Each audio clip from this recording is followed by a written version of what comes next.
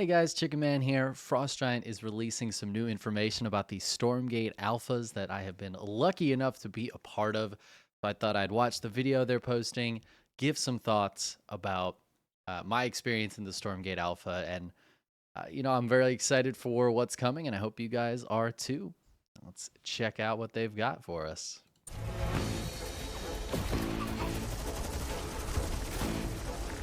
First of all, music has been great so far, and it's only going to get better. Our first phases of Stormgate pre-alpha and alpha closed testing have ended, and as we gear up for the next round of testing starting in early October, we thought it would be fun to recap how testing has been going and to share some of our favorite moments.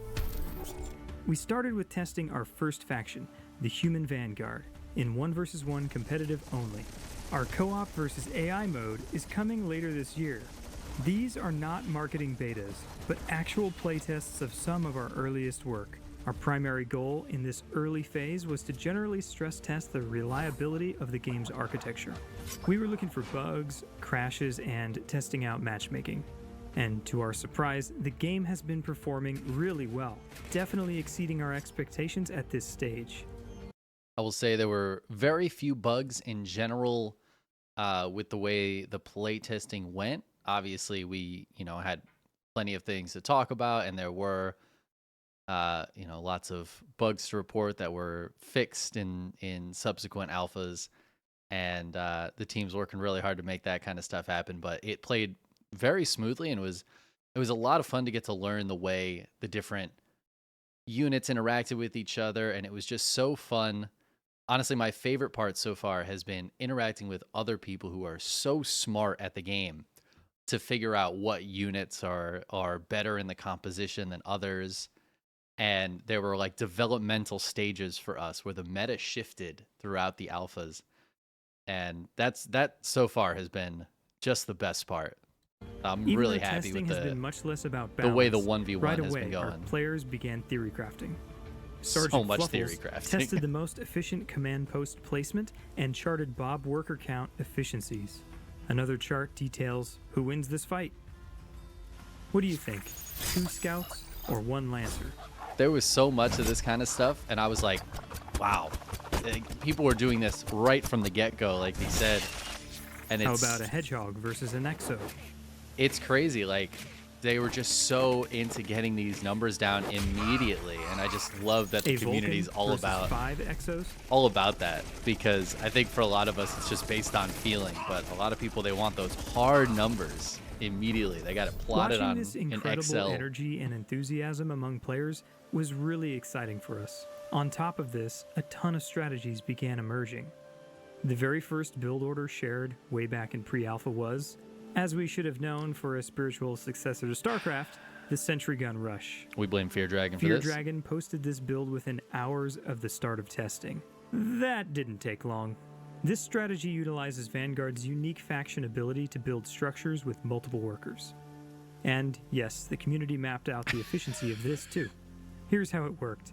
To start, a Therium refinery was built right away, and 4 Bobs were immediately pulled to the enemy base. I'll never forget These the first workers time I could was turret quickly rushed by build Fear turrets Dragon. within range of mining and enemy buildings. If not Such scouted betrayal. before they arrive at your base, this was very difficult to stop. But what was amazing to see is that even in a limited test, we saw counters emerge to defend this overpowered rush. If scouted, the defender could immediately make a Therium refinery and turret of their own, quicker as it was right in their base, and use another unique Vanguard ability to gain defender's advantage. Bobs could use their overcharge ability to increase their damage and armor in order to win this game of Rock'em Sock'em I will Robots. say, once you knew how to hold While it, it didn't take long for very this piece holdable. of cheese to emerge, it also Very didn't holdable. take our team long to make some big balance changes that we'd roll out in our next phase. and that's There true. were many great openers being Turrets. developed. We were just frankly got blown nerfed. away with what these skilled players were able to do with our early build of the game. Basically, all of the prevalent build orders revolved around capturing creep camps right at the start of the game. Yeah, the creep When a camps player were successfully so defeats one of these important. camps, a variety of things are rewarded. Some players decided to play it It's really crazy how the meta completely revolved around getting the creep camps and getting the buffs from those. They gave not only is there like the health buff here, there's a speed buff, but they all gave minerals as well. Well, not minerals, I guess it's the mining, the luminite. Um, so you got resources from killing these creep camps. So it really, really benefited you to be out there getting them. And it became such a game of like getting those creep camps, but the best units to get the creep camps were often the dogs, which aren't necessarily the best units moving forward. So it really developed the meta. And it was really fun to start coming up with builds. Like once I was talking to some of the very smart people involved, players like Cats and Scarlet, who really understand these kinds of things, it got my brain turning, and I was coming up with builds that other people weren't. And that was so cool. It was so like rewarding to come up with these builds and be competitive with everybody else using something that I had created, essentially, like my version of what the best thing to do was. Safe and fight uncontested resource camps, even though I on was their side not of the nearly map as for good an as them economic head start. in a lot of Others, ways. however, rushed to defeat a speed camp, which allowed their scouts to catch up to the enemy and prevent their escape. Each player must calculate the risk of taking unit damage and getting surrounded by the enemy versus the reward of gaining valuable power-ups. Oh man! And then Creeping once players was started designed learning how to incentivize micro, players to be active on the map, creating key it was areas of over. contention, and so far this tug-of-war battle for map control seems to be working well. The game's engineering performed so well that players were able to host a couple of impromptu pre-alpha and closed alpha tournaments. The pre-alpha tournament was team-based. Not to not to brag or anything, but my name's up there. I just want to say I was part of the first alpha Stormgate competitive testing, the first competitive Stormgate tournament. I was in there on team parting, the big boys. The very first competitive victory in Stormgate was Fear Dragon turret rushing. So I just want that to be clear. I want to make sure that's out there. The first competitive Stormgate win was Fear Dragon's turret rush. But maybe just as importantly, the second competitive Stormgate win was Fear Dragon losing his turret rush. That's right. That's right. The first person to beat a turret rush in competitive Stormgate play. And I'm proud of that, and I will take that with me to the end of time. Oh, man. It was so much fun getting to play in like real competition and Cats, Scarlet, feel and competitive Awesome Sauce held a watch party some of these for the guys. private Discord group. Super inefficient here, gonna lose a bunch of units in the process. Turrets are insane. Not competitive with As far as Scarlet. damage output is concerned, She's way the too big good. disadvantage that they cannot move. And not to mention all the lost mining time. Once you have so many Skyriders, your Oh, Exos man. literally do nothing. By this point, we had the meta completely developed too. Like straight up In the end, Team B won the tournament, into with the late Scarlet game. clutching the final victory and becoming our pre-alpha champion. Parting and Scarlet were by far the We best are players. super grateful just to all of the time and attention that the testers and players have put into it so far, and I think very humbled as a team to see what you've already done with something that is such an early state of gameplay. In the next phase, Closed Alpha 1, So much fun. players hosted their own End of Alpha tournament on Rally Cry, and we assisted their efforts. I didn't get to Players play signed in up this to an one, open unfortunately. bracket, and it came down to a round of 8. It's very Vale cool North though. And Attico even hosted their own shoutcast of the matches. Here are some highlights. Shout out to Bayo. See here, he's on 3 bases. He doesn't really have that production. Now the Skyrider bubble gets popped, so Lucifron just has to get on top. He has got to get in right now, otherwise he will lose that third. Parting's The still so Skyrider good. bubble has minimized, I think, enough of the damage here, even as Lucifron gets on top of it. So yeah, eventually Lucifron dives on top, but the bubble shields the rest, and it is just so much damage that Lucifron is taking right now. In the end, it came down to finals between Parting Oh, and and Kiwion. Well, we're gonna have the Vulcans dashboard there, and we just Yeah, don't have Kiwion's to another player who's Kiwion's just the Vampire gets on fantastic. top here. He sets his blood, but he's in the range of the Vulcans, and there are more of them. Watch the Exos fall. That was not the play there, Parting. Kiwan decided to go up the ramp. He's gonna get the turret kill first, and now the Skyriders can just bubble his own units. And it seems like the Exos from Kiwan are making short work of his opponents. All of those mobs might be overcharged, but they take damage. You all don't the lose same. that Marine And the micro, base do you, is very low Kiwion? health right now with the turret going down. That base going down in the natural. It didn't even get a lot of mining. I could see Parting GGing out of here because that evac didn't have enough damage to sustain him into a victory. And it is gonna be Kiwan winning 2-0 on the finals of the end of Alpha tournament here today. With all that, we think that So many of the skills transfer over from not just StarCraft, but other RTSs as well. I'm sure you see some other names in there from, bigger names from other RTSs. A lot of those skills transfer over. It was once you got used to like hitting all the buttons, it was that same flow state that you feel in StarCraft where your macro cycles are hitting and you got to take your expansions, you got to build new buildings, you got to keep your production up.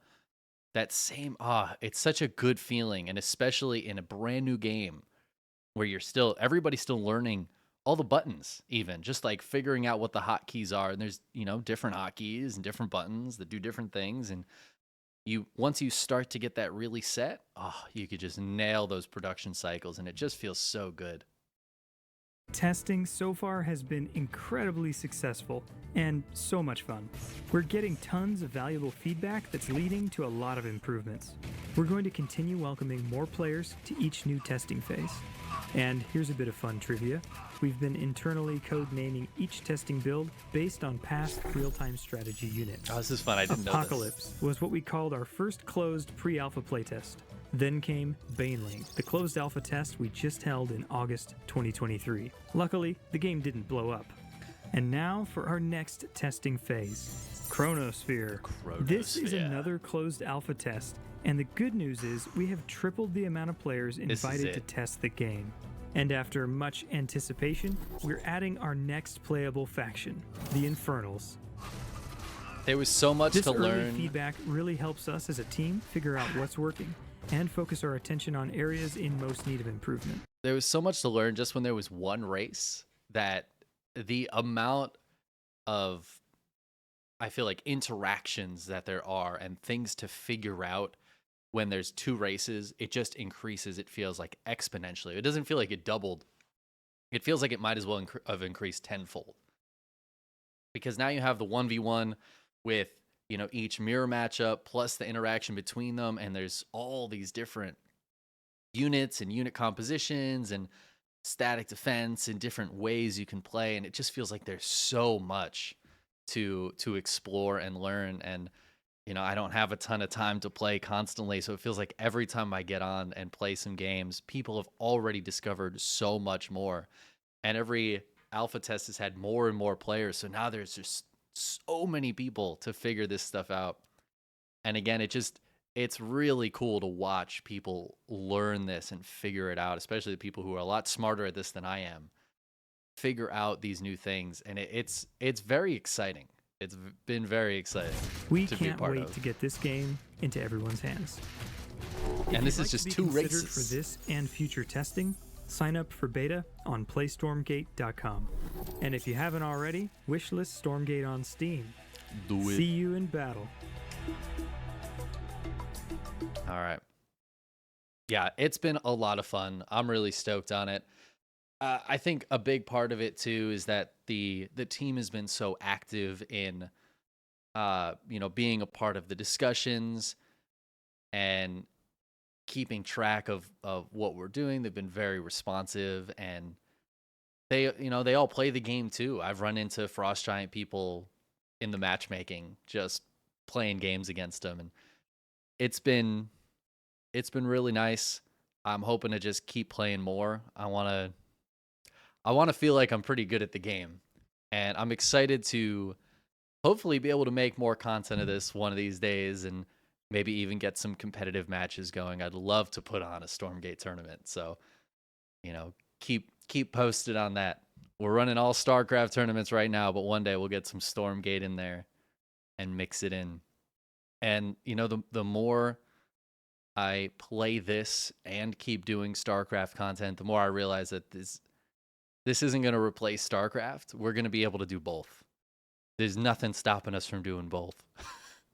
I had a revelation where I was like, just because Fortnite's really popular doesn't mean PUBG has gone away, right? Apex Legends still exists. We could just have them all. They don't have to replace each other. That just made me very excited. because that means I get to play this and StarCraft. What more could I want in life? But I hope you guys keep enjoying. I hope you guys sign up for the beta. And, as we have further play testing, more and more people will come in. And maybe I'll hit you on that matchmaking. Maybe I'll see you on the ladder. Thank you guys for hanging out. I hope you have a great day.